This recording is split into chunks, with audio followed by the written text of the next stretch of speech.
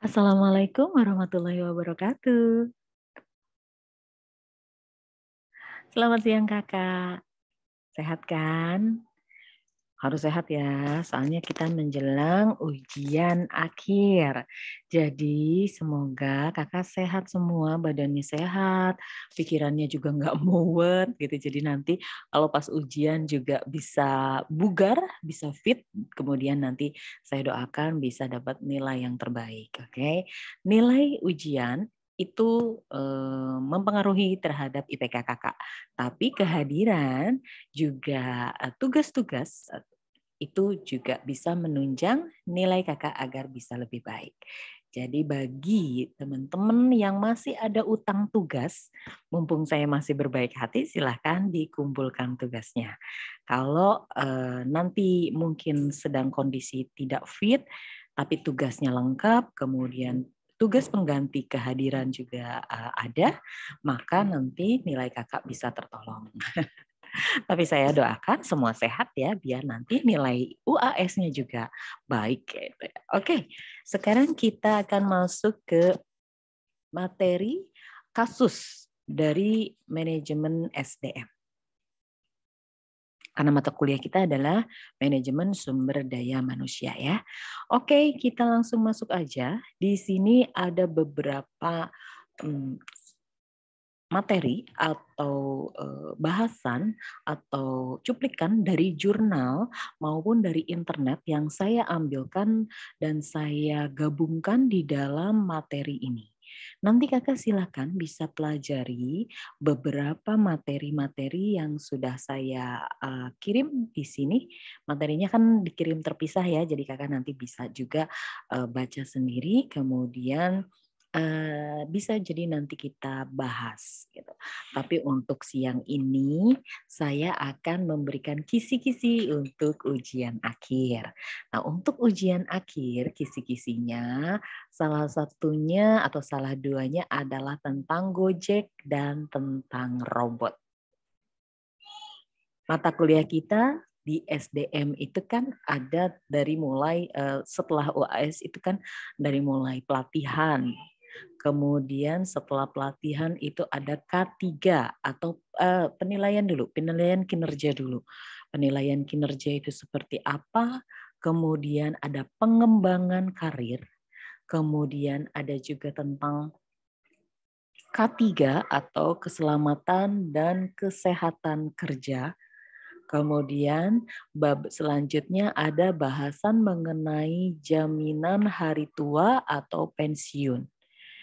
Nah, silahkan Kakak browsing, cari informasi sebanyak-banyaknya mengenai Gojek, berita-berita yang terkait, agar Kakak nanti punya wacana yang luas, punya pemikiran yang luas pada saat Kakak menjawab pertanyaan di UAS mengenai Gojek yang dikaitkan dengan mata kuliahnya STM, Kakak nanti bisa punya ide-ide atau punya jawaban-jawaban yang benar-benar out of the box, atau bisa juga mungkin jawaban-jawaban yang ya memang mendekati gitu. Kalau Kakak saya minta berpikir seperti manajer SDM.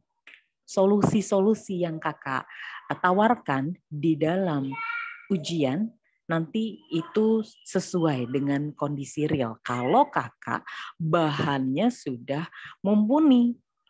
Kalau Kakak tahu tentang Gojek, banyak hal tentang Gojek, kemudian tahu regulasi dan lain-lain, maka nanti Kakak pada saat saya tanya di ujian mengenai Gojek dan kaitannya dengan kuliahnya kita, nanti Kakak bisa menjawab dan bisa jawabannya itu out of the box gitu ya. Oke, selain Gojek, nanti kita juga akan membahas tentang robot. Nah, oke. Ini jangan lupa Kakak nanti bisa pelajari dan baca juga mengenai kenapa sih brand-brand internasional itu yang keren-keren, yang mahal-mahal itu ternyata pabriknya itu ada di Indonesia. Alasannya apa? Nah, ini hubungannya sama SDM. Salah satunya adalah karena tenaga kerja di Indonesia itu murah. Jadi, meskipun nanti mereka rempong harus ekspor dan segala macam, tapi itu masih nutup gitu ya. Dibandingkan kalau mereka punya pabriknya di New York atau punya pabriknya di Texas atau di mana gitu. Karena tenaga kerja di sana sudah sangat mahal. Berbeda dengan tenaga kerja dari Indonesia gitu ya. Namanya pabrik kan butuh orang banyak, kan namanya pabrik butuh mesin. Ini adalah salah satu. Nanti untuk penjelasan lebih lanjutnya silahkan kakak cari informasi, bisa juga cari dari internet juga, tapi paling tidak silahkan nanti kakak baca juga mengenai brand internasional pabrik di Indonesia ya. Nih, ada juga tentang perselisihan manajemen AIC dengan serikat buruhnya.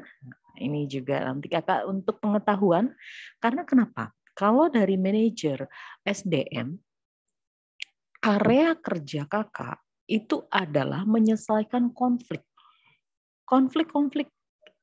kepegawaian yang ada di dalam sebuah pabrik atau di dalam sebuah perusahaan. Itu adalah area kerja kakak. Kalau kakak nantinya jadi manajer SDM. Nah, namanya konflik itu nanti akan sangat bersinggungan atau sangat berhubungan dengan banyak pihak. Ada pihak serikat buruh, kemudian ada pihak perusahaan. Sebagai manajer, kita adalah posisinya di tengah-tengah. Kalau kita sebagai manajer SDM, maka kita adalah penengah antara manajemen perusahaan dan pekerja kita. Kita di tengah-tengah. Bagaimana caranya mencarikan solusi, win-win solusi kepada dua pihak yang bersengketa. Seperti itu ya.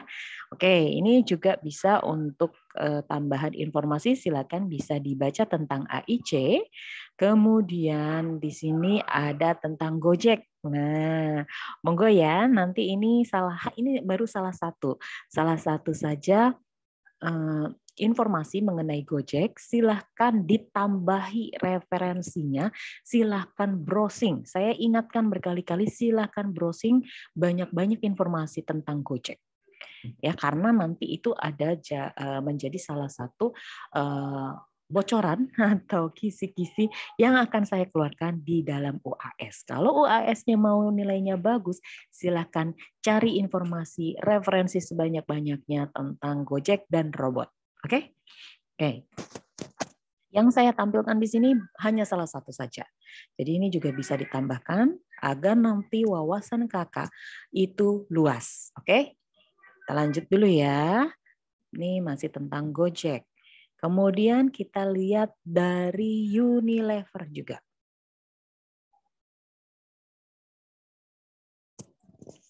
Unilever itu adalah perusahaan yang sangat besar, multinasional. Di Indonesia juga sudah sangat, produknya sudah sangat memenuhi ya, memenuhi ya kita memang hidupnya bersama Unilever sepertinya, karena hampir semua barang-barang Unilever ada di sekitar kita, baik 1, 2, atau bahkan lebih gitu. Setiap rumah kayaknya punya atau mungkin pernah menggunakan. Nah, tentu saja kalau perusahaannya sudah seperti Unilever, maka SDM yang digunakan juga sudah sangat banyak dan kompleks sekali. Masalah-masalah yang ada di dalam pabrik ataupun di dalam perusahaan itu sangat banyak sekali. Nah, nantinya kalau konfliknya itu nanti tidak dipecahkan, maka nanti akan berdampak pada keefektivitasan dan efisiensi perusahaan. Ya.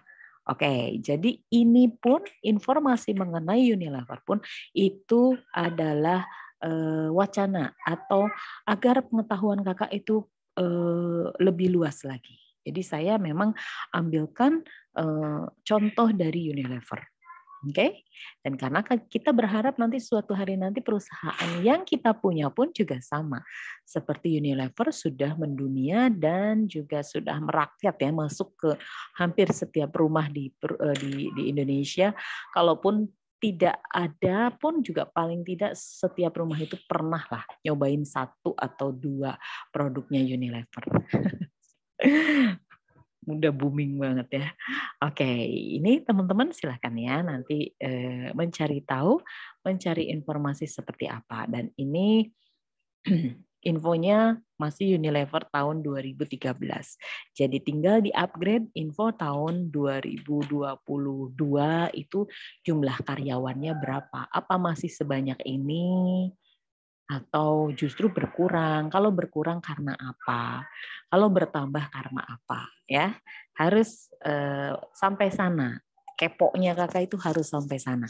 Oh, berkurangnya karena apa? Ternyata makin efisien, jumlah orangnya malah semakin sedikit karena apa? Sudah menggunakan mesin-mesin yang otomatis, sudah menggunakan robot bahkan, who knows gitu. Jadi silahkan upgrade infonya, mencari informasi dengan aktif di internet atau Google mengenai keadaan Unilever di tahun 2021, 2022, dan lain-lain. Oke? Banyak-banyakin ini ya referensi ya, karena kan kakak sudah mahasiswa, bukan SD atau SMP ataupun SMA lagi. Jadi harus sudah lebih, pemikirannya sudah harus lebih luas. Oke?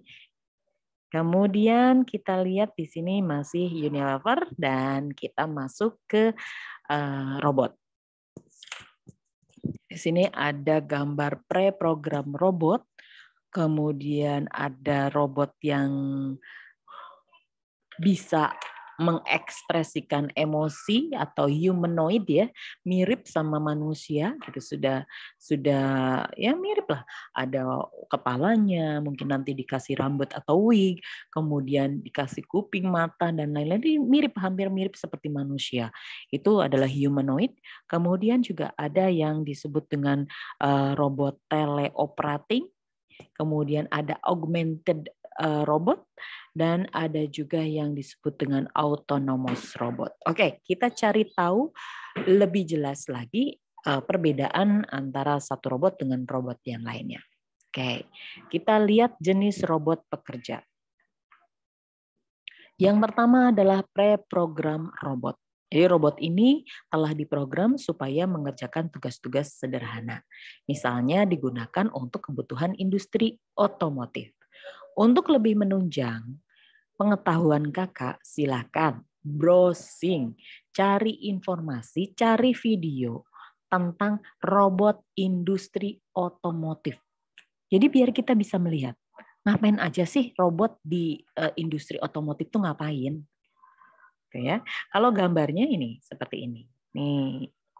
Ini beberapa robot yang bisa ngapain gitu. Nah, ini pre-program robot yang seperti ini. Nih, bentuknya nanti di industrinya kan biasanya robotnya itu bisa ada yang robot-robot memang sudah dibuat, kemudian perusahaan membeli sesuai dengan robotnya seperti itu. Ada juga perusahaan yang meminta langsung kepada para pembuat robot, kepada pabrikan robot untuk menyesuaikan tugasnya. Jadi saya punya pabrik mie, saya butuh pekerja yang begini, robot Anda bisa nggak memenuhi apa yang saya minta. Nah, seperti itu contoh. Ada juga yang memang robotnya sudah jadi robotnya sudah jadi, kemampuan robotnya apa, kemudian dibeli oleh perusahaan. Biasanya lebih mahal yang mana, Bu? Yang lebih mahal ya yang kalau kita minta lah, yang customize, yang disesuaikan dengan kebutuhan, karena kan harus bikin lagi. Tapi kalau robotnya sudah ada, berarti kan memang sudah general. Jadi pabrikan robotnya sudah ngasih ya sesuai dengan spek yang ada. Tapi kalau kita perusahaan minta dibikinin, ya otomatis lebih mahal lah. Karena kan disesuaikan dengan kebutuhan perusahaannya. Cuma dijualnya juga ke situ doang, nggak bisa massal gitu. Seperti itu ya. Oke, kita lihat yang kedua. Paham ya yang untuk pre-program robot? Jadi tugas-tugasnya sederhana, contohnya adalah robot-robot yang ditugaskan di industri otomotif. Kemudian humanoid robot. Yang kedua adalah humanoid robot, ini sesuai dengan namanya human itu manusia. Nah, robot ini bisa melakukan aktivitas seperti manusia. Contoh robot Sophia dari Hanson Robotics yang diklaim sempurna untuk robot humanoid. Dan yang ketiga adalah teleoperate. Nah, ini yang humanoid saya buka dulu ya. Nah, contoh humanoid. Nanti silahkan cari yang Sophia tuh yang kayak gimana. Apakah ini Sophia atau bukan? Silahkan cari tahu. Nah, yang ini juga humanoid karena dia sudah bisa tampilannya seperti manusia, kemudian sudah bisa ada ekspresi juga. Ekspresi sedih, ekspresi senang, kemudian ekspresi bete barangkali ya, itu sudah diprogram juga. Jadi mereka tidak punya hati, tapi mereka sudah bisa diprogram, dimasukkan program-programnya. Mungkin kalau klik send atau ada kata-kata tertentu yang sudah diprogram yang mengakibatkan sedih, ya nanti dia bisa berekspresi seperti itu. Oke. Nah, ini yang ketiga adalah teleoperate robot. Jadi robot jenis berikut dapat dikendalikan manusia dari jarak jauh untuk membantu tugas manusia dalam kondisi ekstrim seperti kapal selam atau drone, atau teleoperate ini juga bisa seperti surgery atau apa namanya operasi di dalam rumah sakit ya. Nah, ini ada beberapa rumah sakit yang sudah menggunakan robot untuk operasi. Ya, untuk mengoperasi manusia. Jadi memang melakukan operasi surgery. Jadi mereka memang benar-benar melakukan operasi seperti memasukkan alat-alat tertentu, kemudian membelek, membelek itu apa?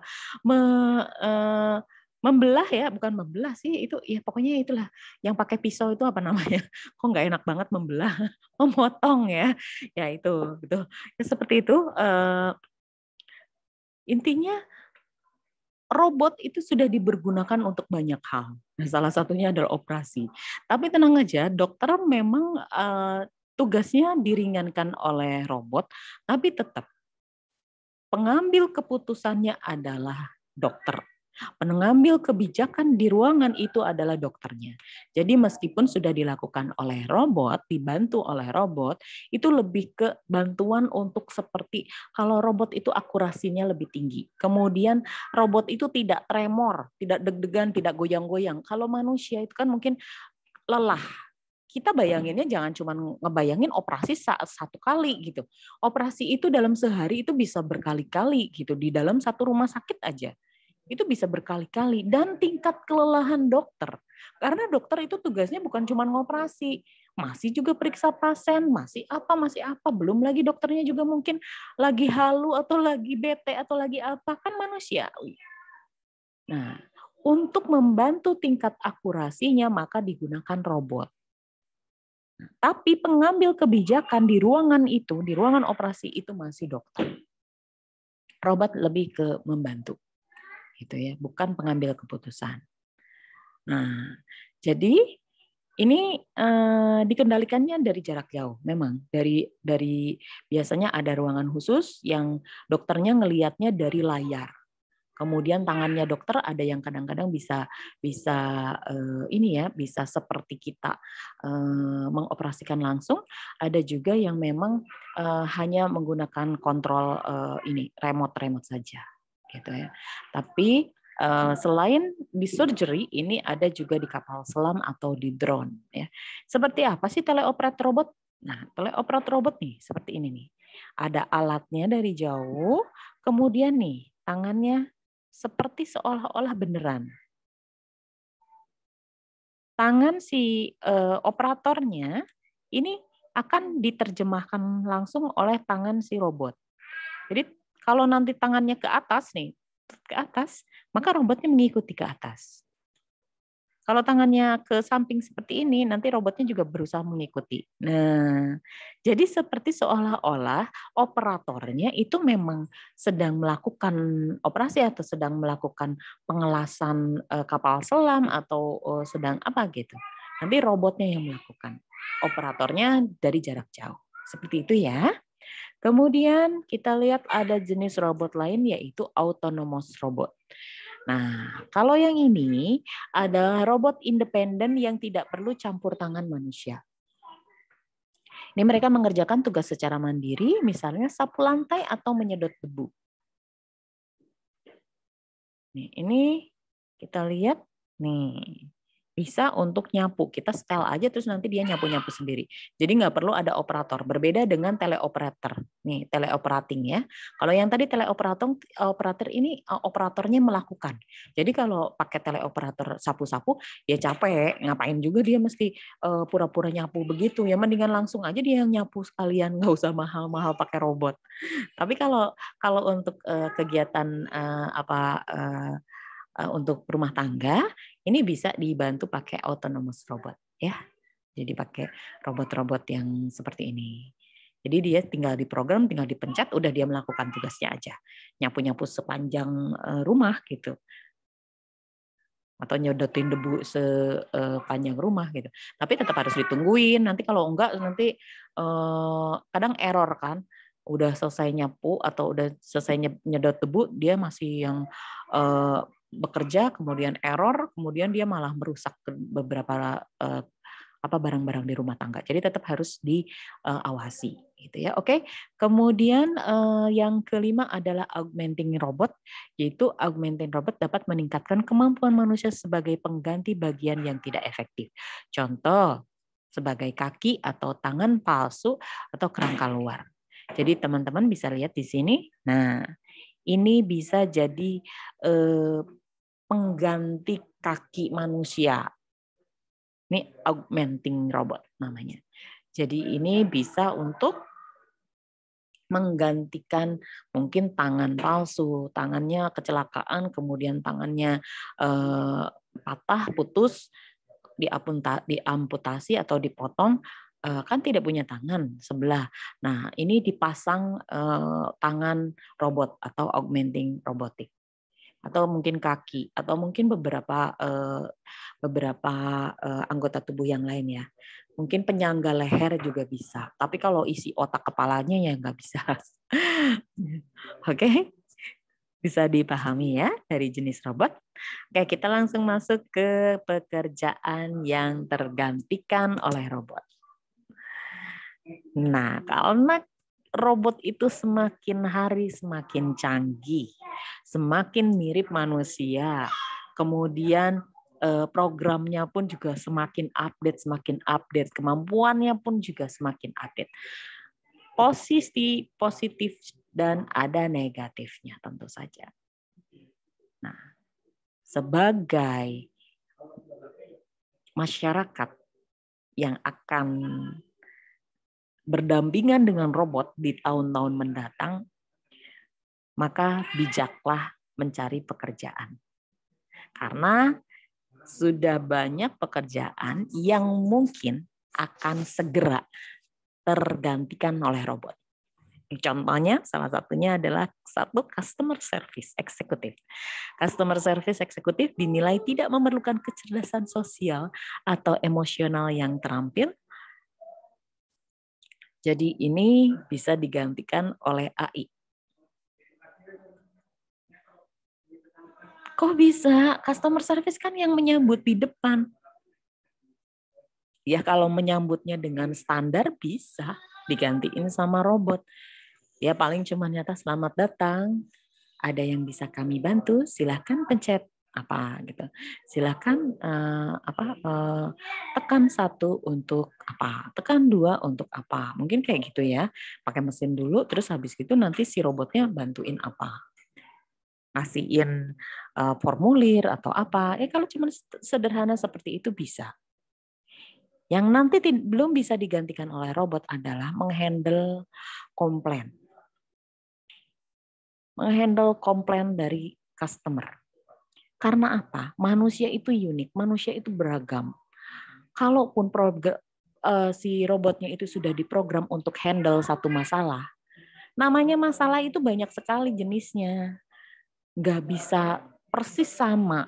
Ada yang secara general sama, tapi kan tetap kadang-kadang masalahnya sama-sama karena pasien tidak bisa masuk ke dalam rumah sakit, contoh. Tapi penyelesaiannya kan tidak selalu sama. Ada yang mungkin karena anaknya tidak ada yang jagain. Ada yang mungkin anaknya memang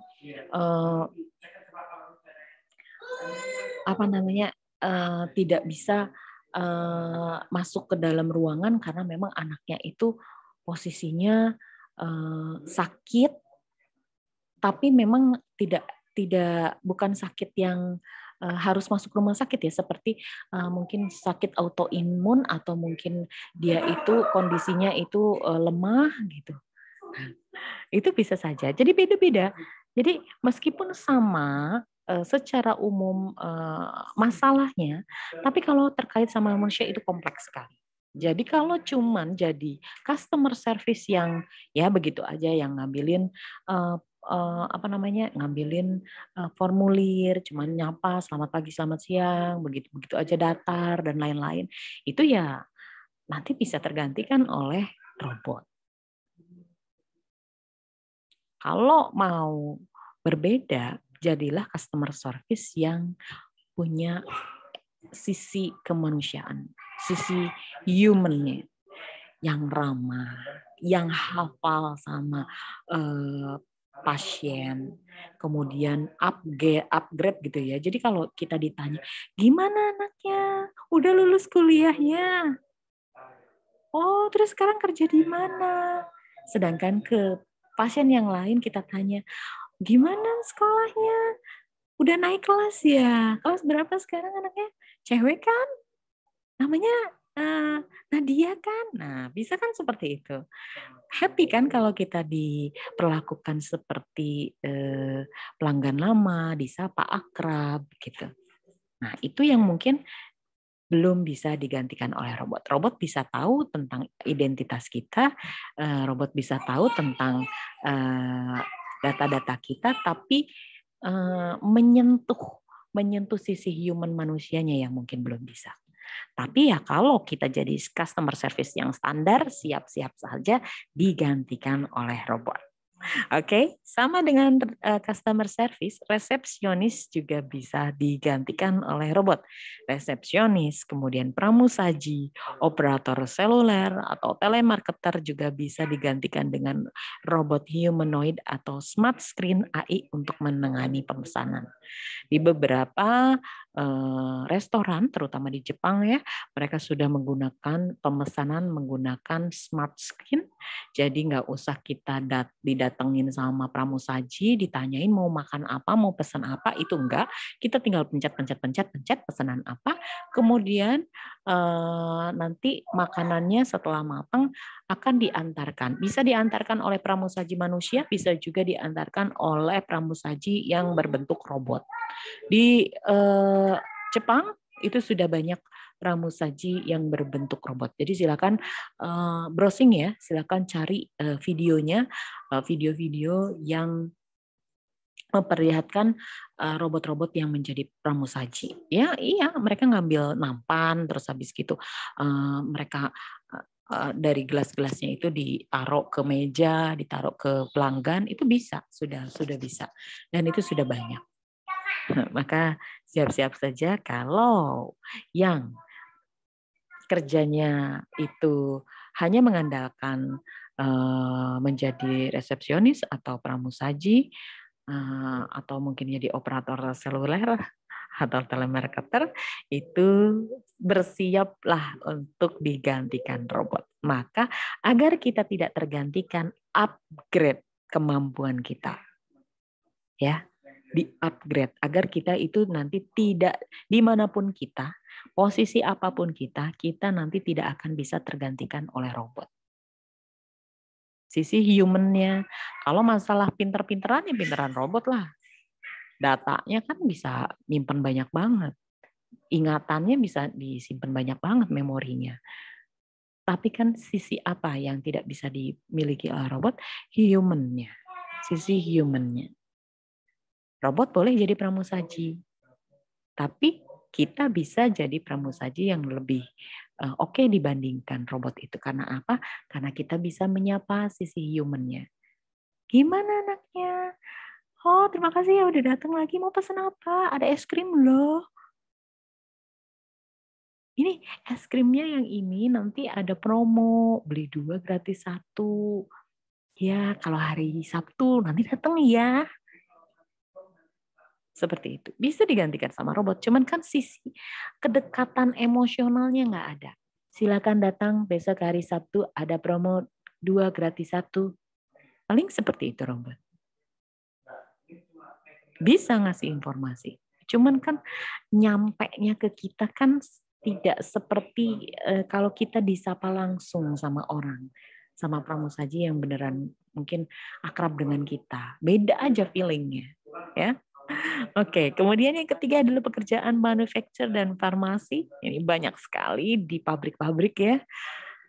Aduh, ini benar-benar area yang paling luas di mana teknologi AI berpotensi mengambil alih pekerjaan, khususnya bagian produksi dengan kebutuhan yang banyak. Itu yang di bagian produksi, yang bagian pengemasan, yang bagian sortir, yang bagian nutup kaleng, bagian ngelem label dan lain-lain. Ini benar-benar berpotensi sekali digantikan oleh robot. Karena pekerjaannya repetitif. Pekerjaannya tidak berhubungan dengan manusia. Pekerjaannya itu langsung dengan benda-benda mati. Sortir. Kecepatannya juga, kalau pakai robot kayak begini kan mereka juga nggak capek, nggak error, nggak human error. Paling errornya ya rusak aja. Tapi tidak dikit-dikit ngantuk, dikit-dikit mungkin emosional, dikit-dikit ngobrol. Enggak. Fokus mereka pada pekerjaannya. Jadi ini benar-benar area yang paling banyak digantikan. Buruh-buruh ini kalau tidak segera upgrade kemampuan, kalau mereka cuma sebagai buruh biasa aja, itu bisa digantikan kapan aja. Tapi kalau buruhnya ini upgrade, selain dia bisa menjadi sortir, dia juga bisa punya ide untuk bikin ini, bikin itu, punya inovasi bikin ini, itu dia tidak akan tergantikan. Tapi dia posisinya nanti akan naik, tidak akan jadi buruh juga. Kalau dia ini ya upgrade terus kemampuannya. Nah, karena kalau tetap jadi buruh aja nanti siap-siap aja bisa digantikan oleh robot. Kemudian yang keempat adalah retail. Robot sangat mungkin menggantikan pekerjaan di bagian atau di bidang retail untuk opsi pemesanan secara mandiri seperti self checkout sampai dengan metode pembayaran otomatis tanpa bantuan kasir. Ya. Ini pesan bisa pakai robot atau bisa pakai sistem tadi ya touchscreen. Kemudian habis gitu ya sampai hampir sama lah kalau kita kayak pesen pakai Shopee kan juga kita nggak perlu ketemu sama orang kan. Kita juga nggak selalu harus ngomong dulu sama adminnya kan. Pesan ya pesan aja bisa, nggak usah ngomong sama adminnya juga. Paling salah gitu, paling yang datang salah karena kan mungkin kita kurang komunikasi di situnya aja. Tapi ya kalau kita sudah tahu persis apa yang mau kita pesan ya udah langsung kita pesan aja, bayar juga langsung nggak pakai kasir kan, bisa langsung pakai mobile banking atau bisa pakai berbagai jenis pembayaran. Kita bahkan tidak perlu bertemu sama manusianya. Nanti begitu itu datang langsung diantar pakai kurir paling ketemunya. Itu pun juga nggak harus ketemu sama kurirnya, ditaruh aja sama kurirnya di rumah kita atau di kantor. Udah beres. Ya, itu nanti juga bisa digantikan oleh robot. Kemudian yang kelima, bahkan kurir juga iya loh. Kurir juga sekarang ternyata bukan selalu harus manusia, tapi juga jasa pengiriman barang itu bisa juga digantikan sama robot. Ini yang sudah menerapkan Amazon. Jadi kurirnya ini bukan manusia lagi, tapi ternyata sudah robot bentuknya. Ngeri ya. Nah, kemudian yang keenam adalah analisa riset pasar. Robot berkemampuan AI diprediksi lebih populer di sektor bisnis karena bisa melakukan riset pasar dengan data yang komprehensif. Jadi kalau kita cuma sebagai riset analisisnya aja, kita hanya berdasarkan data, kemudian kita menganalisa, kemudian kita menyampaikan satu masukan atau pendapat kepada pihak manajemen, ternyata kita bisa digantikan oleh robot juga. Gimana dong, Bu? Kalau yang analisis robot kan ternyata dia datanya lebih banyak lah, kita gimana? Ya itu tadi, kita harus upgrade kemampuan kita. Jangan cuman kemampuan kita hanya dianalisis saja. Tapi kita juga banyak-banyakin informasi, jangan mau kalah sama robot, banyakin informasi, cari informasi di internet.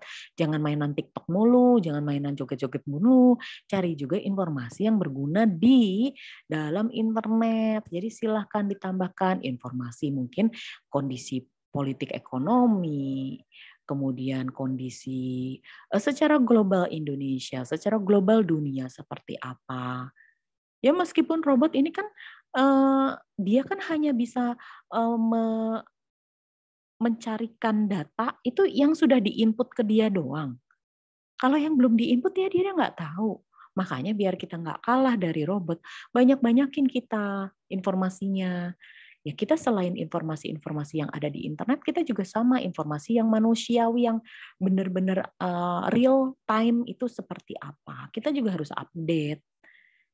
Kalau robot kan mungkin nggak tahu info-info dari tetangga, info-info lingkungan, karena terlalu receh mungkin ya buat dia, karena belum diinput gitu ke tempatnya dia.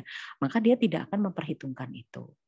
Tapi kalau kita juga gaul di lingkungan, kemudian kita juga update info selain info dunia, info Indonesia, info lingkungan juga penting. Jadi kita juga tahu lebih luas wawasannya kita daripada robot, maka kita masih menang dibandingkan robot. Ya, tapi kalau kita biasa-biasa saja, hanya mengambil data-data dari internet, kemudian hanya menggabung-gabungkan data, itu bisa digantikan oleh robot. Karena robotnya sudah bisa menganalisa riset pasar. Nah, kemudian ketujuh adalah petugas keamanan. Ini kalau saya bayanginnya Robocop ya. Kalau teman-teman ada yang tahu Robocop, atau mungkin kalau teman-teman taunya Transformer ya. Nah, mungkin kayak gitu. Jadi petugas keamanan, ini teknologi AI juga ini merambah ke bidang keamanan fisik untuk menggantikan petugas keamanan menjadi robot kamera pengintai dan kamera sensornya lebih sensitif.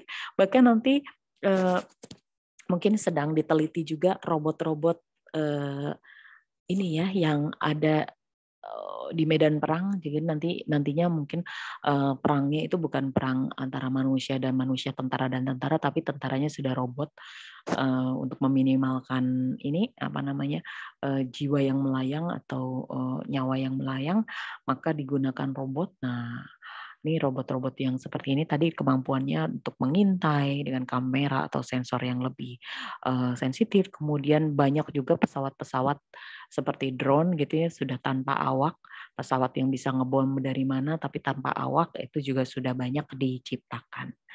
Oke, kemudian lanjut ke pekerjaan berikutnya adalah supir taksi atau bus. Ini ada kemungkinan 98% sektor ini bertransformasi menyeluruh dengan serba otomatis dengan kehadiran mobil self-driving. Ini beberapa sudah diuji coba. Kalau teman-teman pengen tahu seperti apa, silakan browsing, carilah di internet seperti apa mobil self-driving. Jadi kalau dulu ada kit Night Rider, dulu mungkin kalau ada yang tahu, kalau nggak tahu mungkin bapak-bapaknya tahu atau bapak ibunya tahu, Night Rider itu dulu ada yang terkenal sekali film namanya Kit Rider. Itu mobilnya itu bisa ngomong, kemudian bisa maju sendiri, ceritanya di situ itu bisa maju sendiri, bisa ngomong, bisa melontarkan senjata sendiri, atau mungkin jok mobilnya tuh bisa terbang sendiri, itu juga bisa. Itu zaman dulu film, tapi mungkin itu sekarang sudah terrealisasikan dan sudah banyak ada di beberapa negara ya. Kemudian ada bartender. Profesi bartender dapat beralih menjadi robot AI yang sudah diprogram sebelumnya. Misalnya meracik minuman sendiri serba otomatis oleh pelanggan. Mungkin pelanggannya minta cappuccino. Jadi, nah ini nih Mas Latif sebagai barista ataupun juga mungkin bartender ya. Barista ya kalau Mas Latif. Nanti kalau tidak upgrade kemampuan, itu nanti bisa digantikan oleh robot. Bisa. Kalau perusahaannya memang sudah maju dan modern dan sudah punya uang cukup untuk membeli robot ya, nanti dia akan digantikan oleh robot. Karena apa? Itu kan komposisi raciknya si coffee latte atau mungkin apa itu namanya?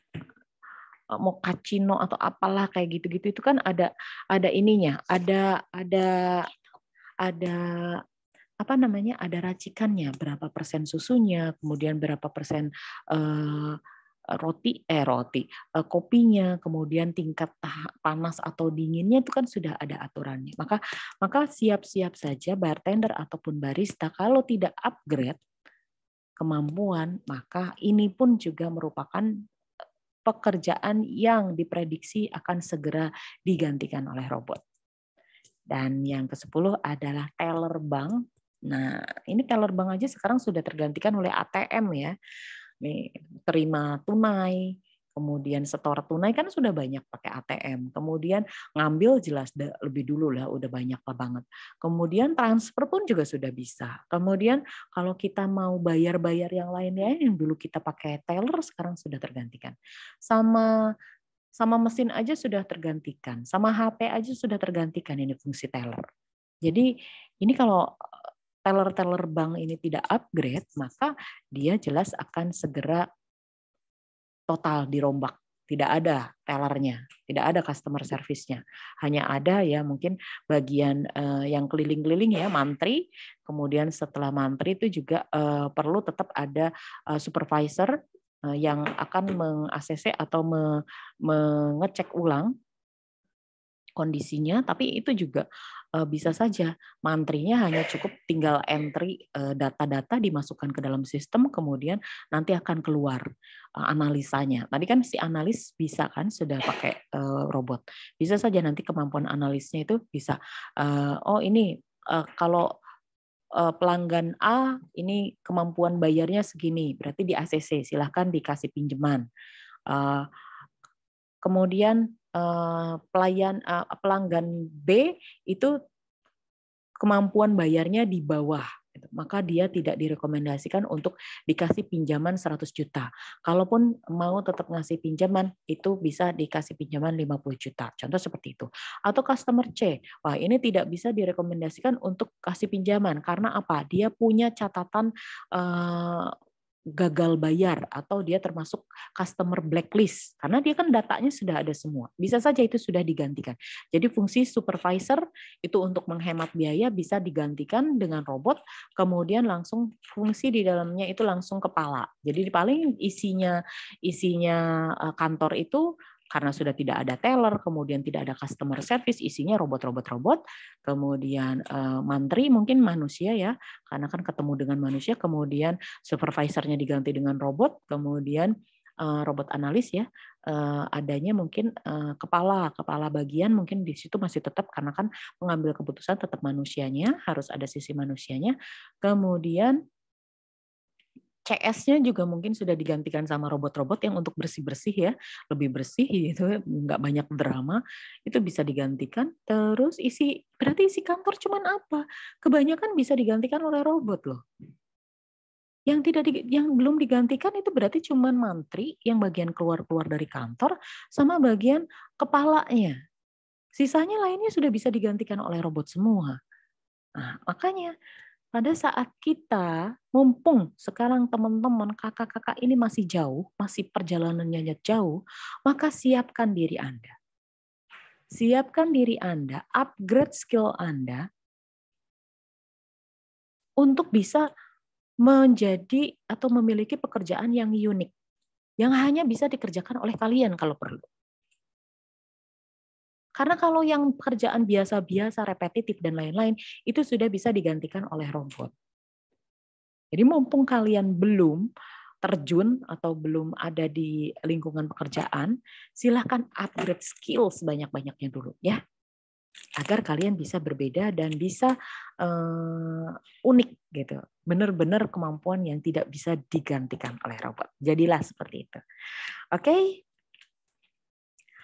ini pekerjaannya memang nanti beberapa pekerjaan ini kan memang akan tergantikan oleh robot, tapi tetap aja masih ada sisi positif dan negatif. Karena negatifnya berarti bisa bikin kita itu peluang kerjanya makin sedikit, ya. Lapangan kerja udah sekarang susah cari kerja, kemudian bisa semakin sedikit karena perusahaan-perusahaan sudah menggunakan robot gitu ya. Makanya tadi saya pesan, mumpung kakak itu sekarang masih dalam rangka mempersiapkan diri, maka siapkanlah upgrade skill kalian sebanyak mungkin, seunik mungkin, agar nanti kalian pada saat bekerja, baik bekerja untuk perusahaan sendiri maupun bekerja kepada orang lain, kalian bisa menawarkan satu pekerjaan yang unik atau satu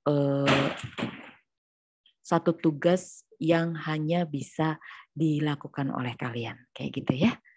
Oke, ini contoh atau kenapa perusahaan itu pada menggunakan robot atau mesin. Ini saya ambilkan data dari PT Industri Jamu dan Farmasi Sido Muncul Tbk. Ini Bapak Irwan Hidayat mengatakan, peningkatan penggunaan mesin menjadi hal yang harus ditempuh perusahaan untuk meningkatkan efisiensi usaha. Saat ini industri tengah dihadapkan dengan persaingan bisnis yang semakin ketat, sehingga menuntut efisiensi usaha yang tinggi. Dengan adanya otomatisasi, perusahaan akan dapat menghemat produksi sekitar 15-20%. Irwan menegaskan bahwa perusahaan belum pernah melakukan pemutusan hubungan kerja atau PHK untuk 4.500-an karyawan yang 85%-nya berada di pabrik. Namun dia mengakui dengan pabrik yang semakin modern, penyerapan karyawan tidak lagi sebanyak dulu. Oke, mungkin saat ini belum dipecat tuh yang 4.500 karyawannya. Tapi kalau terus-terusan ternyata hasil pekerjaan si robot ini bagus dan bisa menggantikan para buruh ini, nanti ke depannya yang lebih banyak dibeli oleh PT Industri Jamu dan Farmasi Sido Muncul itu lebih banyak beli robot dibandingkan mereka merekrut orang. Kebayang ya? Mungkin sekarang masih 4.500, tapi tidak bertambah. Nanti kalau 4.500-nya ini udah pada pensiun, paling manusianya bisa 500-nya aja. Sisanya mungkin robot, digantikan oleh robot. Karena satu robot itu bisa menggantikan banyak orang. Gitu ya. Oke, kita lanjut. Tidak hanya industri di padat modal, perkembangan teknologi juga bisa mengubah pola industri di sektor padat karya seperti peternakan hingga pertanian. Mesin dan komputer hasil perkembangan teknologi bisa mendorong perubahan cara beternak dan bercocok tanam. Teknologi cyber vehicle juga melahirkan automatic vehicle, yakni kendaraan tanpa awak. Kemudian 3D printing juga bisa membuat bangunan atau senjata metode printing yang murah dan cepat.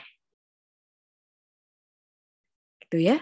Jadi benar-benar banyak banget sektor yang akan digantikan oleh robot.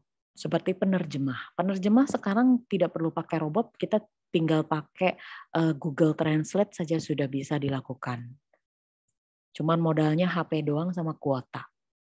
Kita sudah bisa menerjemahkan berbagai bahasa. Mau bahasa Urdu, mau bahasa Arab, mau bahasa Cina, Jepang, Thailand, atau segala macam itu sudah bisa kita lakukan. Jadi jasa penerjemah sudah mulai berkurang karena hasil terjemahannya juga sudah semakin baik. Hati-hati berarti ya. Oke, ini yang tadi saya bahas, penerjemah akan hilang karena aplikasi translation. Insinyur juga bisa digantikan dengan advanced robotic. Advanced robotic adalah penggunaan robot humanoid atau robot yang berperilaku seperti manusia, itu bisa menjalankan tugas manusia yang kompleks. Nih, seperti Tadi yang saya sampaikan ya, ini bisa membantu tugas operasi bedah atau surgery. Ini robot advance. Ini bisa bentuknya humanoid ataupun kalau tidak humanoid bisa bentuknya teleoperating. Jadi dokternya tetap yang mengoperatorkan, tapi tidak langsung menyentuh pasiennya karena mungkin agar lebih ini ya, agar lebih akurat. Jadi menggunakan robot. Oke. Kemudian agen AI seperti Deepface merupakan pendatang baru yang bersinar di Silicon Valley dan mereka telah mengalahkan penciptanya dalam mengemudi kendaraan, mengenali suara, menerjemahkan teks dari satu bahasa ke bahasa lain, dan tentu saja dengan menandai foto. Di masa depan mereka diperkirakan akan menfiltrasi sejumlah pekerjaan dari perawatan kesehatan sampai dengan keuangan. Bisa menggantikan nih. Karena Deepface, kalau teman-teman mau pengen tahu apa sih Deepface itu kayak kalau kita mainan Facebook. Saya nggak tahu ya kalau di Instagram itu ada juga nggak yang seperti di Facebook itu untuk mengenali foto. Untuk mengenali foto. Jadi fotonya itu kalau mirip sama kita berapa persen gitu, biasanya sudah ada pertanyaan. Tag foto ini, ya, biasanya seperti itu. Karena memang ini ya apa namanya mereka merecognize, mereka mengenali struktur wajah orang per orang. Kadang betul, kadang salah. Namanya kan masih berapa persennya gitu, masih belum akurat sekali. Tetap aja sisi manusianya yang mengoperatorkan. Oh iya benar, tapi itu sangat memudahkan sekali. Nah ini juga di Pace juga salah satunya yaitu tadi mengenali suara, menerjemahkan dan bisa menandai foto-foto. Kemampuannya luar biasa ya. Keuntungan menggunakan robot pekerja. Nah ini bisa membuat perusahaan memangkas ongkos atau biaya pengeluaran. Contoh, mengeluarkan atau menurunkan biaya iklan lowongan, biaya seleksi, biaya pelatihan, biaya penempatan karyawan. Kemudian robot juga tidak perlu diberikan pelatihan, paling di-upgrade ya. Kalau di-upgrade kan tinggal bayar, ujung-ujungnya kan duit. Ujung-ujungnya kan kalau perusahaan punya uang, kemudian meng-upgrade. Tapi nggak perlu pakai pelatihan. Nggak perlu juga si robot ini dipikirin nantinya robot ini harus jadi robot kepala, pengembangan karir, dan lain-lain. Nggak, robot nggak usah. Paling itu tadi, budgetnya ya lebih ke untuk upgrade. Sama lah kayak kita punya handphone kan di-upgrade lagi, di-update lagi, tambahin kemampuan ini itu, nambah lagi uang, nambah kuota atau nambah apa gitu ya. Sama robot juga seperti itu. Tapi tidak perlu kita mikirin pengembangan karirnya si robot itu. Mau nanti robot ini 20 tahun dari sekarang nanti harus jadi kepala robot gitu enggak. Kita nggak perlu mikirin sampai situ. Kalau kita jadi manajer SDM. Nah, robot juga tidak perlu dinilai untuk prestasi kerjanya ya. Kalau memang dia sudah usang ya diganti. Kalau dia memang tidak perform atau error ya diperbaiki. Udah gitu doang. Nggak ada dinilai. Oh ini 1 tahun ke depan harus lebih baik dari sekarang ya buat ya. Enggak. Paling ya itu. Dan dia juga nggak perlu kenaikan jabatan. Itu sih keuntungannya ya. Nggak, kalau kita pakai robot. Robot juga bisa lebih akurat, meminimalkan kecelakaan kerja. Tapi tetap saja robot itu buatan manusia dan itu masih bisa error. Manusia yang buatan Tuhan juga masih kan banyak errornya ya. Manusia dibuat sama Allah juga kan sering kalau kitanya nggak mawas diri ya sering error. Nah ini robot juga mungkin kalau kelelahan tingkat tinggi, robotnya capek terus dipakai 24 jam, nggak pernah diservis, nggak pernah diupgrade, nggak pernah disentuh. Nah ini juga bisa error. Kalau error ya parah gitu. Karena robot kan nggak punya otak, nggak punya saringan benar atau salah ya. Mereka kan kalau error ya udah error. Gitu. Kalau manusia kan se-error-errornya manusia kalau masih waras ya masih bisa ada filter otak lah, masih mikir ini gimana ke depannya. Meskipun ya banyak manusia yang kacau juga, jadi nggak mikir jangka panjang juga banyak. Cuman kan mayoritas manusia tuh sebetulnya bisa Cuman antara mau make atau tidak. Kalau robot kan enggak. Robotnya memang otaknya segitu ya kemampuannya segitu. Paling di-upgrade doang. Tapi dia tidak bisa memikirkan benar atau salah. Dia bisa diprogram. Tapi namanya masalah itu kompleks. Jadi belum tentu semua hal bisa langsung dipecahkan oleh si robot. Karena dia kan harus di-input dulu, harus di-entry dulu. Informasinya, datanya harus di-entry dulu.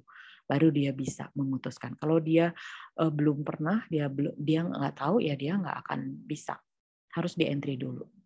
Kalau manusia kan ya meskipun nggak di-entry dulu, kalau kira-kira mau nyuri nih, lapar banget gimana ya kalau nggak nyuri anaknya mati, nyuri dosa gimana. Nah itu tinggal manusia yang mempertimbangkan seperti apa. Oh ya udahlah kalau gitu, daripada aku nyuri, aku dosa, ngasih makan anakku dosa, aku mulung sampah. Ya lumayan dapat 1.000, 2.000, 5.000, bisa buat beli makan anaknya daripada nyuri. Nah seperti itu. Kontrolnya ada kalau manusia. Kalau robot kan tidak. Jadi nanti kalau dia tidak di-entry dulu, dia tidak bisa memutuskan seperti apa. Kemudian kalau menggunakan robot, kita juga bisa mengurangi human error dan kesalahan kerja akibat faktor human error. Kemudian proses kerja robot juga jauh lebih cepat dibandingkan manusia. Jadi satu robot bisa menggantikan pekerjaan berapa manusia ya. Kemudian robot juga nggak perlu digaji, nggak perlu dikasih tunjangan, nggak perlu dikasih lemburan, pesangon, nggak perlu diikutkan program pensiun atau jaminan hari tua ya. Kalau robotnya rusak, usang ya diganti, dibredeli itu onderdil dalamnya digantikan dengan robot lain atau dikanibal dengan robot yang lain. Jadi dihancurkan yang sudah ada, kemudian diambil isiannya, kemudian diganti untuk bikin yang baru kayak gitu ya. Jadi nggak usah ada robot kakek-kakek yang udah pensiun atau robot post power syndrome, itu nggak ada. Oke, ini juga untuk keuntungan menggunakan robot pekerja, yaitu mengurangi drama ya di tempat kerja. Robot nggak akan ngeluh dengan ataupun mempunyai konflik dengan tetangga-tetangga robot sebelah gitu. Itu enggak. Jadi itu bisa menjadi salah satu pilihan kenapa kalau kita pilihan alternatif kenapa kita perlu menggunakan robot. Oke, kemudian selain keuntungan atau kelebihan, ada juga selalu ada kekurangan. Robot itu mahal. Mau sekarang ataupun masa depan, ya tetap aja mahal. Jadi kalau kita tidak punya budget untuk beli robot, ya sudah, berdayakanlah manusia yang ada. Karena tenaga kerja manusia masih lebih terjangkau dibandingkan satu robot. Kemudian saat ini masih standar pekerjaannya ya. Jadi banyak robot yang dipasarkan oleh pabrikan robot itu memang kemampuannya standar. Bisa apa, bisa apa, bisa apanya itu sudah standar. Tapi kalau yang customize itu biasanya masih yang lumayan lama dibikinnya, kemudian juga harganya otomatis lebih mahal. Karena kalau customize itu berarti kan disesuaikan dengan kebutuhan permintaan si klien. Kliennya bisa minta, saya minta robotnya yang bisa ngapain, bisa ngapain, bisa ngapain. Bisa ditempatkan nanti di bagian produksi mie. Dia harus bisa sortir, bisa ini, bisa itu, bisa ini, bisa itu. Nah, kemudian dia posisinya nanti bisa duduk, bisa berdiri, bisa berjalan. Nah, itu kan customize. Jadi kalau customize itu berarti nanti disesuaikan dengan permintaan dari klien, ya otomatis merancangnya juga lebih susah, lebih lama, trial and error, kemudian harganya juga pasti lebih mahal. Kalaupun nanti ada kerusakan, itu juga harus spesifik dibenerinnya. Karena kan berbeda dengan robot massal gitu ya. Oke, kemudian oh ya, ini lebih lama nanti kalau benerinnya. Karena kan customize ya. Kalau robotnya itu massal, berarti ya kalau rusak ini ya tinggal dipakein robot yang ada dulu untuk backup. Tapi kalau yang customize ya berarti ya harus nunggu dibenerin dulu baru bisa kerja lagi. Kan sayang, diproduksi kan berkurang berapa jam atau berapa hari gitu ya, gara-gara robotnya rusak. Oke, kemudian yang selanjutnya itu kalau nambah perintah, itu berarti nambah biaya untuk update program, ya kan? Karena robot itu tadi, seperti yang sudah saya jelaskan, dia hanya bisa apa yang sudah diinput baru dia bisa. Kalau dia belum diinput ya dia nggak akan bisa. Jadi kalau mau nambah perintah atau mau nambah program, ya nambah biaya.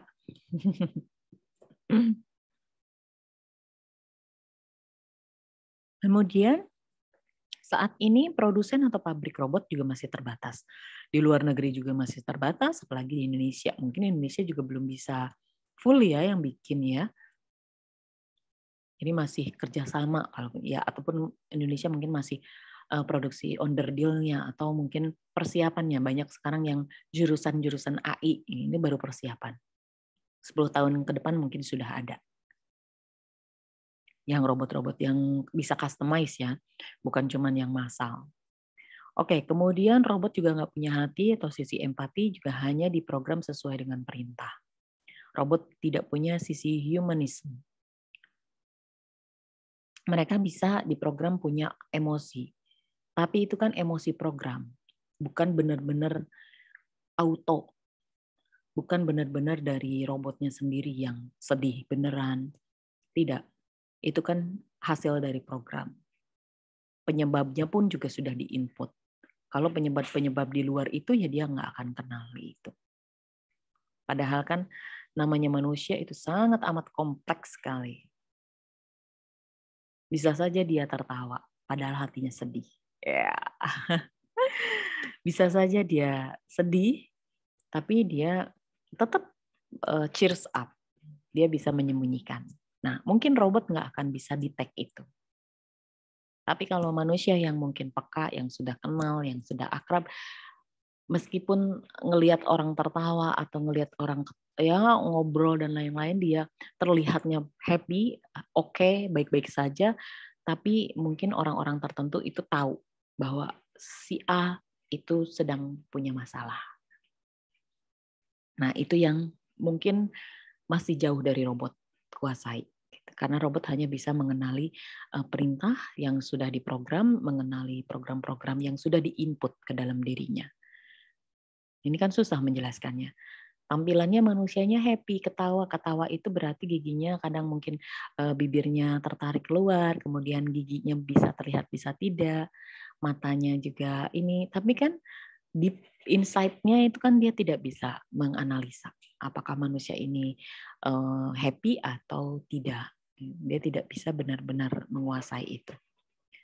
Bahkan manusia biasa pun juga sama-sama, kalau nggak peka ya nggak tahu temannya sakit, temannya sedang menangis darah gitu.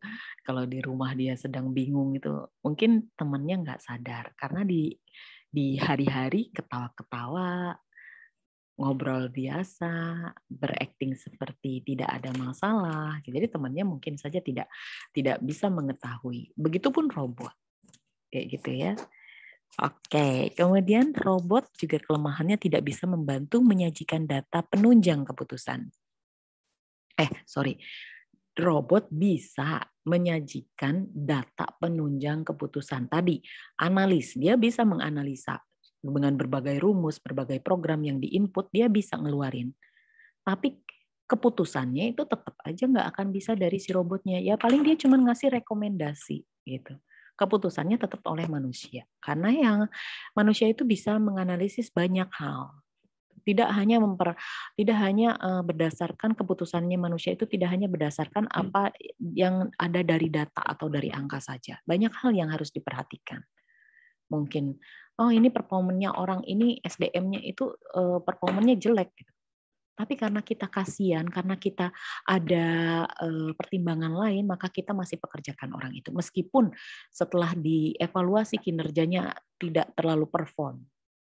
Tapi kita masih punya hati untuk ngasih dia toleransi atau ngasih dia kesempatan. Kayak gitu ya teman-teman ya. Itu robot hanya bisa membantu menyajikan data atau membantu manusia. Tapi mengambil keputusannya masih manusia. gitu ya. Kemudian kelemahan lain adalah jika para buruh kehilangan pekerjaan. Kalau di Amerika itu ya, mereka itu orang-orang yang pengangguran itu nggak bayar pajak. Kebanyakan di negara barat itu mereka nggak bayar pajak. Bahkan mereka itu bisa dapat tunjangan pengangguran. Nah, kalau coba bayangin kalau banyakkan orang yang pekerjaannya diambil oleh robot kemudian mereka itu ini apa namanya menggunakan malah ngeklaim tunjangan pengangguran, ya uang negaranya habis. Beban berat nih buat negara untuk bayarin orang-orang pengangguran ini. Penganggurannya karena apa? Pengangguran yang karena disebabkan kerjaannya mereka digantikan oleh robot. Padahal kalau di Amerika sendiri 48% pemasukan federal itu berasal dari pajak perorangan. Dan 35%-nya berasal dari pajak asuransi sosial. Dan hanya 9% pemasukannya itu berasal dari pajak perusahaan. Jadi bayangin kalau dari 48% itu ternyata yang jadi pengangguran itu 40-nya hanya 8%-nya itu, berarti cuman tinggal 8% doang pemasukan dari perorangan. Karena yang lain udah jadi pengangguran. Nah, untuk menutupi kekurangan pemasukan dari pajak penghasilan, banyak pihak mendukung pengenaan pajak pada robot. Kalau robotnya harganya aja sekarang mahal, ditambahin pajak, kebayangkan berapa? Oke, kemudian jaringan saraf tidak memiliki kemampuan bahasa. Jadi robot tidak dapat menjelaskan kepada kita apa yang mereka lakukan dan kenapa. Ya karena ya memang robot nggak punya akal sehat, jadi dia cuma bisa diprogram. Tapi dia nggak bisa ngejelasin kenapa dia melakukan A, kenapa dia melakukan B. Ya kenapanya itu ya programnya itu. Robot ini bisa ini, robot itu bisa apa. Ya hanya sesuai dengan perintah. Di luar perintah itu dia nggak bisa. Dia bahkan tidak bisa menjelaskan kenapa dia harus nyapu. Ya nggak bisa ngejelasin. Ya memang karena programnya harus nyapu. Ya udah, programnya apa gitu. Dia nggak bisa ngejelasin kenapa dia harus nyapu. Agar bersih, agar wangi, agar jauh dari penyakit. Nah itu kalau manusia ditanya. Kalau robot nggak bisa. Kemudian kelemahan lainnya adalah krusial di tempat kerja ini memerlukan pengetahuan yang sudah ada dan penerapannya pada situasi baru. Jadi kalau namanya manusia itu kan akan terus berkembang, berkembang, berkembang. Manusia itu unik, unik sekali. Maka masalah yang timbulnya pun juga terus-terusan update. Kalau robot itu hanya bisa menganalisa atau melakukan apa yang sudah diperintahkan, apa yang sudah diprogram di entry. Kalau belum di entry, kalau situasinya baru, robot tidak akan pernah bisa. Karena tidak ada di dalam programnya. Jadi nggak ada inisiatifnya dari si robot itu nggak ada. Kalau manusia punya sisi inovasi, punya inisiatif, punya ide, robot enggak. Jadi robot itu benar-benar yang pekerja gitu, hanya yang bisa yang sudah diprogram saja. Yang sudah berlaku saja, nggak bisa untuk yang nanti masa depan tiba-tiba robotnya, inisiatif sendiri nyapu ke teras juga gitu, nggak bisa. Kalau programnya di dalam ya di dalam aja, seperti itu ya. Kalau manusianya upgrade sampai ke teras, maka dia akan ngebersihin sampai ke teras. Kalau manusianya upgrade sampai ke halaman, sapu-sapu lidi, ya berarti si robotnya bisa. Tapi kalau enggak, ya nggak mungkin tiba-tiba dia inisiatif sendiri nyapu lidi. Nggak mungkin. Kalau manusia bisa. Oh ini ternyata sudah bersih di dalam, bagian luar masih kotor nih, ya disapu. Inisiatif manusia. Gitu ya. Oke, kemudian yang selanjutnya adalah kelemahan muncul peningkatan kekhawatiran terhadap algoritma yang mungkin menyembunyikan bias yang tidak sengaja seperti seksisme dan rasisme. Jadi algoritma yang dimasukkan atau diinput ke dalam robot itu kadang-kadang bisa salah, bisa bias. Jadi mungkin seperti karena kan berupa pola ya, inputannya itu berupa pola. Nah, ini kadang-kadang yang sudah ada itu robot jadi taunya hafalnya pola. Contoh, biasanya supir itu kebanyakan laki-laki. Maka robot itu memperlakukan ya supir itu manusia kebanyakan laki-laki. Kemudian robot itu taunya mungkin laki-laki tidak menangis karena kan pola yang mungkin di input dan segala macam itu laki-laki tidak menangis. Jadi nanti dia akan kesulitan pada saat ternyata laki-laki menangis. Karena menurut robot polanya tidak seperti itu, laki-laki tidak menangis. Supir laki-laki, dokter laki-laki, perawat perempuan, mungkin seperti itu. Jadi karena pola inputannya, jadi terkesannya memang jadi seperti rasis ya, jadi seperti ya seksis dan rasis gitu. Itu kelemahan dari sisi robot. Mungkin di kemudian hari akan lebih disempurnakan, jadi kelemahan ini tidak akan ada. Nah, kemudian salah satu tantangan yang dihadapi adalah membuat robot itu memahami tugas tingkat tinggi yang diinginkan manusia.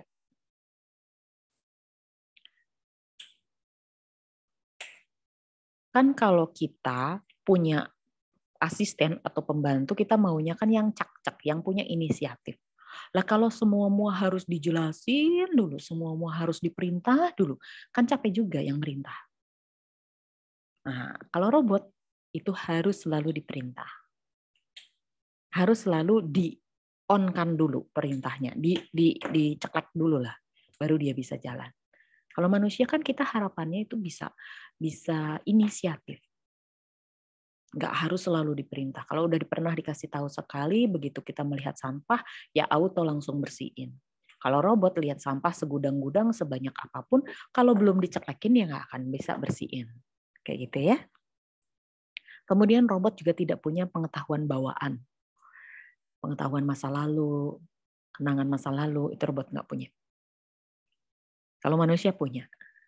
Jadi kita tidak selalu harus ngasih tahu ke pekerja itu bahwa kalau ada sampah tolong diambil.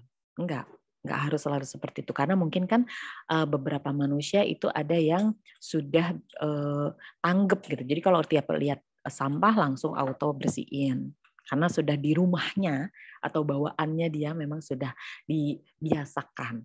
Nah, kalau robot enggak. Robot yang mau lihat sampah sebanyak apapun kalau dia belum diceklekin ya. Kalau robot itu adalah robot pembersih rumah tangga ya ini nggak akan diambil gitu, nggak akan dibersihin. Tapi kalau robotnya robot pramusaji yang tidak diprogres untuk bersihin sampah ya dia nggak akan bersihin juga gitu. Oke ya, kemudian ada kesulitan-kesulitan ini nanti makin bisa diperparah kalau kita pengen punya robot yang lebih dari sekedar robot yang bisa mencuci, bisa robot yang mengerjakan tugas-tugas lain ya. Kalau manusia kan contoh ibu rumah tangga itu habis nyuci, habis jemur nanti nyetrika atau ngapain. Nah, itu kan banyak sekali tugasnya. Nah, ini kalau robot itu kalau lagi disuruh jemur ya jemur aja, nggak bisa multifungsi kayak ibu-ibu. Lagi jemur sambil makan bakso apa. Ya, kalau robot nggak, kalau lagi jemur ya jemur aja gitu. Kemudian kalau lagi nyuci ya nyuci aja. Jadi fokus. Jadi satu kerja satu tugas biar nanti tidak banyak error ya. Maka memang pekerjaannya jadi lebih terbatas, tapi repetitif kayak seperti itu ya. Oke, sementara itu dulu yang bisa saya sampaikan. Ada kelebihan, ada juga kekurangan kalau kita menggunakan robot-robot dalam perusahaan kita.